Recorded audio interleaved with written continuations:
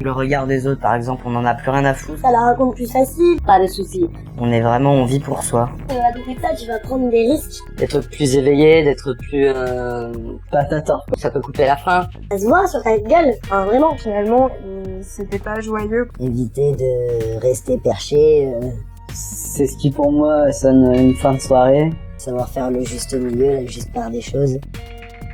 Le but, c'est quand même de pouvoir passer une soirée avec ses copains.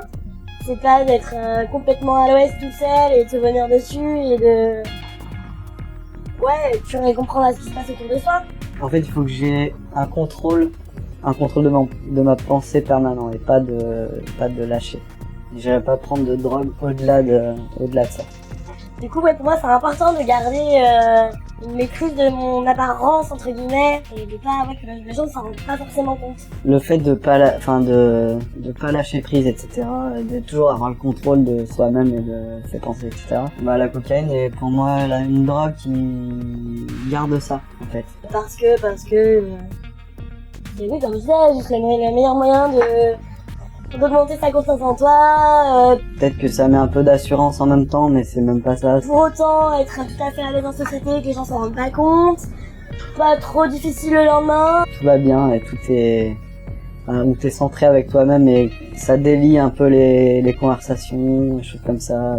Genre la coke, on l'a testé une ou deux fois avec les copains. Ça m'a pas plu du tout parce que je trouve que ça sert vraiment à rien, quoi. Ouais, pour moi, la coke, c'est du désenfait avec moins d'effets. Cette espèce de sensation de contrôle, d'amplification des sens et de la réactivité. Ça existe juste, mais moi ça l'a pas beaucoup fait, mais j'ai trouvé sur la grande majorité des potes à moi, ça les rendait exécrables et ça les rendait agressifs, puis c'est quelque chose de cher, puis c'est quelque chose qui traîne dans des milieux où on n'a pas les mêmes valeurs, quoi.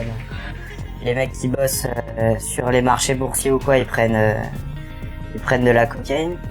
Dans des milieux un peu bourgeois, un peu jeunesse dorée, quoi. Et c'est pas mon délire. Le truc qui les speed, qui les mettent en alerte, qui les font se sentir plus intelligents. Peut-être qu'il y a moins de pression, j'en sais rien. Moi, j'ai jamais touché à ça personnellement parce que je pars du principe que ce qu'on nous refile en France, c'est de la merde. Bah, sans doute que ça peut créer des problèmes puisque c'est classé dans les pires drogues de la terre, à tout niveau social, etc. Addiction, etc.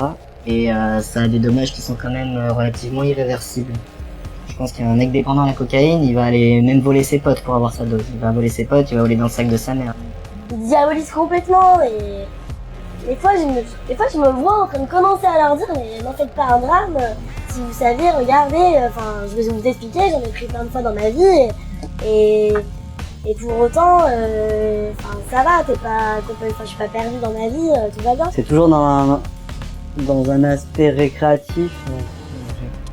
J'ai pas assez l'expérience là-dessus pour savoir ce que donnerait la cocaïne dans ce cas-là. Regardez les effets les effets sur les synapses et les neurotransmetteurs, c'est quand même pas de la gnognotte. Et puis avec l'effet que ça nous fait, il est fort parce que c'est un produit qui est très fort, donc c'est pas quelque chose à prendre. Alors, je ressens la relation avec la beuh plus dans la douceur, tandis que tout ce qui est drogue un petit peu plus dur ou plus synthétique. Une drogue dure, c'est... je sais pas.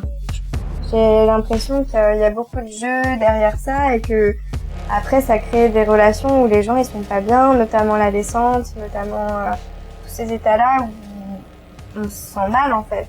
Les jeunes se sentent mal. En tout cas, c'est la sensation que j'ai. En général, la plupart des produits ont une redescente. Oui, bien sûr, et lendemain, la baisse de sérotonine. J'ai jamais eu de réel problème de descente. Peut-être que j'en ai pas trop abusé, ce qui fait que j'ai pas eu trop de soucis. Dans les soirées où j'en ai pris un peu plus, c'est vrai que des fois j'ai quand même bien ressenti la redescente, mais rien de bien méchant, juste un gros coup de fatigue d'un coup et C'est très souvent, je dois avoir un métabolisme qui ne fonctionne pas très bien, je sais pas comment ça se passe, mais... un lendemain de cuite est tout aussi violent qu'une redescente d'amphétamine. Enfin, si tu sais doser, selon moi. En général, le lendemain de ces soirées, j'ai pas le goût, je suis triste, J'ai qu'une envie, c'est de trouver quelqu'un qui fait un câlin et d'attendre que la journée passe et de passer au lendemain, quoi.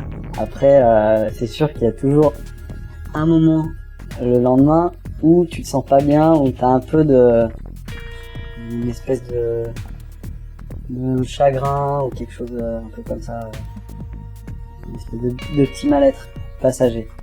Voilà. Mais qui est aussi valable sur une soirée sans amphétamine. Juste à l'alcool, ça peut faire le même effet le lendemain. En tout cas, la descente, j'ai trouvé ça assez violent, de pas avoir de force, d'être vraiment très très déprimée, d'être triste, de pas pouvoir faire quoi que ce soit pendant plusieurs jours, et que ça valait pas le coup de quelques instants d'en s'oublier un peu en fait. C'est tout comme ça, c'est de l'ordre de la tristesse. Mais voilà. Comme l'alcool, hein, on recommence.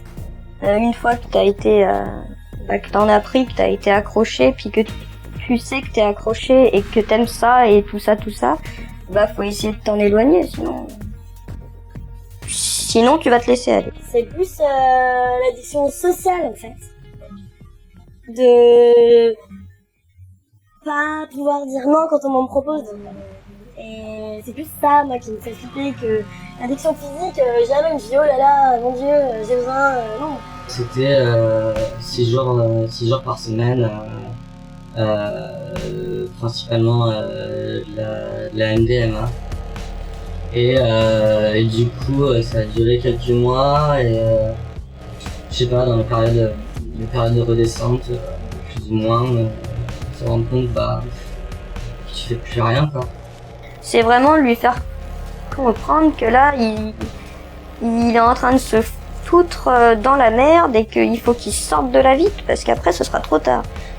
Il y a eu deux trois proches qui ont commencé à me faire des réflexions et du coup, c'était électrochoc. Je me suis foutu en fait du jour au lendemain. J'ai pris mes clics et mes claques et je me suis barré m'installer dans une autre ville vraiment pour me détacher bientôt, tout ça, quoi.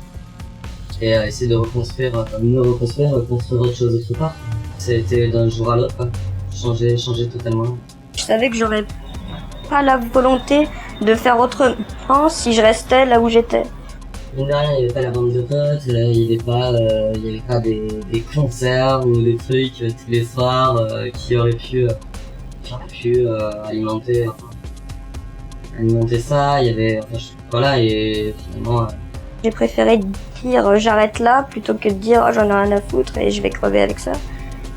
J'ai l'impression que c'est pas facile pour tout le monde vraiment de passer vraiment à autre chose. Là, je sais pas, j'ai eu peut-être un petit moment de conscience qui m'a dit bouge, dépêche-toi, sinon tu vas clamser ici, quoi. Et voilà, c'était sur un énorme tête que je me suis